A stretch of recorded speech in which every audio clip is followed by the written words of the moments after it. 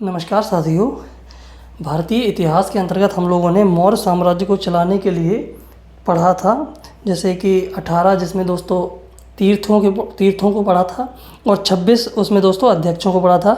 इसके अंतर्गत ही साथियों हम लोगों ने मध्य स्तर के जो अध्यक्ष थे उनको भी पढ़ा था। अब हम लोग जानते हैं दोस्तों कि मध्य स्तर के अंतर्गत वो क्या क्या कार्य करते थे। जैसे साथियों युक्त बताया था मैंने पिछली वीडियो में आपको, रज्जुक बताया था और प्रादेशिक बताया था। ऐसे ही कई अधिकारी हैं जो मध्य स्तर के यानी कि जैसे कि केंद्र स्तर पर और प्रांत स्तर पर कार्य करते थे। ठीक है, अभी हम लोग देखते हैं कि क्या थे ये लोग। मध्य स्तर पहला दोस्तों युक्त है। युक्त का कार्य केंद्र एवं स्थानीय स्तर के बीच की कड़ी का कार्य करता था। ठीक है, जो युक्त अधिकारी होता था वह केंद्र और स्थानीय स्तर के बीच की कड़ी का कार्य करता था एवं राजस्व की भी वसूली यह करता था। युक्त जो था वह राजस्व की वसूली करता था, साथ ही साथ केंद्र एवं स्थानीय स्तर जो भी दोस्तों प्रांत होते थे उनके बीच की कड़ी का कार्य करता था। ये धन का अपहरण करते थे। दोस्तों जो युक्त हैं उनके लिए कहा गया है कि ये धन का अपहरण करते थे। अर्थशास्त्र में वर्णन है, जैसे दोस्तों जल में विचरण करती मछली को जल पीते हुए नहीं देखा जा सकता, उसी प्रकार इन युक्तों को धन का अपहरण करते हुए कोई नहीं देख सकता। ठीक है, युक्त को देख लिए दोस्तों। अब मध्य स्तर पर रज्जुक का क्या कार्य था दोस्तों, देख लेते हैं। साथियों जो रज्जुक होता था वह ग्रामीण क्षेत्रों की देखभाल हेतु कर संग्रह एवं न्यायिक शक्तियों का अधिकारी होता था। जो रज्जुक होता था वह ग्रामीण क्षेत्रों की देखभाल करता था। जो भी दोस्तों ग्रामीण इलाके होते थे उनकी देखभाल रज्जुक करता था।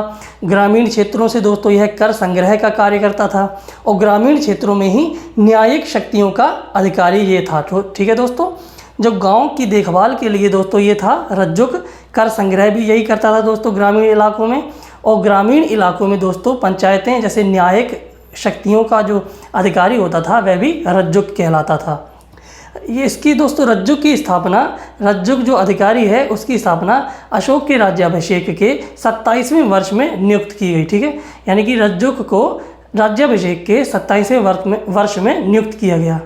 तीसरा देख लेते हैं दोस्तों प्रादेशिक। ये दोस्तों जिला अधिकारी, ये दोस्तों प्रादेशिक जो है वह जिला अधिकारी के रूप में माना जाता है। जैसे उत्तर प्रदेश में दोस्तों 75 ज़िले हैं तो अलग अलग उसके जिला अधिकारी भी हैं। इसी प्रकार से प्रादेशिक जो अधिकारी था वह एक जिला अधिकारी कहलाता था, जो कि अर्थशास्त्र का प्रदेष्टा कहा गया है। ठीक है, वर्तमान में संभागीय आयुक्त के समान मध्यवर्ती स्तर कोटियों जिला एवं गाँव के मध्य संग्रहण का मुखिया गोप होता था। दोस्तों जो प्रादेशिक है यह जिला अधिकारी कहलाता था। वर्तमान के जैसे संभागीय आयुक्त हैं दोस्तों, संभागीय आयुक्त के समान कार्य करता था। मध्यवर्ती स्तर कोटियों यानी कि जिला एवं गांव के मध्य का कार्य प्रादेशिक अधिकारी करता था। ठीक है, जो प्रादेशिक अधिकारी था दोस्तों वह जिला एवं गांव के मध्य का कार्य करता था। ठीक है, ये अर्थशास्त्र के प्रदेष्टा की भांति एक जिलाधिकारी कहलाता है। ठीक है, प्रादेशिक जो कि जिला एवं गांव के मध्य का कार्य करता था। संग्रहण दोस्तों 10 गांवों के समूह को संग्रहण कहते हैं। हम लोगों ने पिछली वीडियोस में पढ़ा भी था। जो संग्रहण 10 गांवों का समूह है। संग्रहण का मुखिया गोप होता था। दोस्तों जो संग्रहण है वह 10 गांवों का समूह कहलाता है संग्रहण, और जो इसका मुखिया होता है वह गोप होता था। ठीक है, गोप क्या था, संग्रहण का मुखिया था। संग्रहण 10 गांवों का समूह था दोस्तों, गोप होता था। तो जो स्थानिक यानी कि जो गोप था यह दोस्तों स्थानिक यानी कि 800 गांवों का समूह स्थानिक क्या कहलाता था दोस्तों, 800 गांवों का जो समूह था वह स्थानिक कहलाता था। ठीक है, जो कि स्थानीय का प्रमुख था। स्थानीय जो है वह 800 ग्रामों का समूह है। संग्रहण जो है यह 10 ग्रामों का समूह है। ठीक है, तो जो गोप था यह दोस्तों स्थानिक यानी कि स्थानीय का प्रमुख। स्थानिक कौन था, जो 800 ग्रामों की समूह था दोस्तों स्थानीय, उसका यह दोस्तों अध्यक्ष होता था। ठीक है, चलाने वाला होता था स्थानीय का। तो स्थानिक के अधीन ही दोस्तों गोप कार्य करता था। ठीक है, देखिए समझिए दोबारा, संग्रहण ये 10 गांवों का समूह है। तो दोस्तों जो संग्रहण का अध्यक्ष था, मुखिया था, वह गोप कहलाता था। जो दोस्तों स्थानीय मतलब 800 गांवों का समूह, स्थानीय का अध्यक्ष, स्थानीय का प्रमुख स्थानिक कहलाता था। जो दोस्तों गोप था वह स्थानिक के अधीन काम करता था। ठीक है, ये लेखपाल व जनगणना का कार्य भी करता था। जो गोप होता था दोस्तों, यह संग्रहण का मुखिया होता था। गोप ये दोस्तों लेखपाल व जनगणना कार्य भी करता था। ठीक है, स्थानिक यानी कि स्थानीय का अध्यक्ष, स्थानीय क्या है, 800 गांवों का समूह।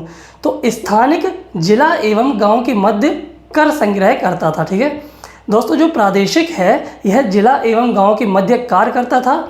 और दोस्तों जो स्थानिक है, स्थानिक जिला एवं गांव के मध्य कर का संग्रहण भी करता था। ठीक है, स्थानिक। अंतपाल द्वारा सीमावर्ती अर्धस्वायत्त राजाओं पर नियंत्रण रखा जाता था। साथियों जो अंतपाल अधिकारी था दोस्तों, जो मौर्य काल के अंतर्गत सीमावर्ती जो राज्य जीते जाते थे, उनके जो राजा होते थे दोस्तों, अंतपाल के द्वारा सीमावर्ती अर्धस्वायत्त राजाओं पर नियंत्रण रखा जाता था। ठीक है, जो मौर्य प्रशासन के अंतर्गत जीते हुए राज्य थे, उनके जो राजा होते थे, उनके ऊपर दोस्तों जो नियंत्रण था वह अंतपाल के द्वारा रखा जाता था। अपराधों पर नियंत्रण हेतु पुलिस की भी व्यवस्था थी। पुलिस को साथियों रक्षण कहा गया है। मौर्य प्रशासन के अंतर्गत पुलिस के लिए शब्द क्या यूज़ हुआ है, रक्षण। ठीक है, यहाँ पर अंतपाल को आप लोग समझ गए होंगे।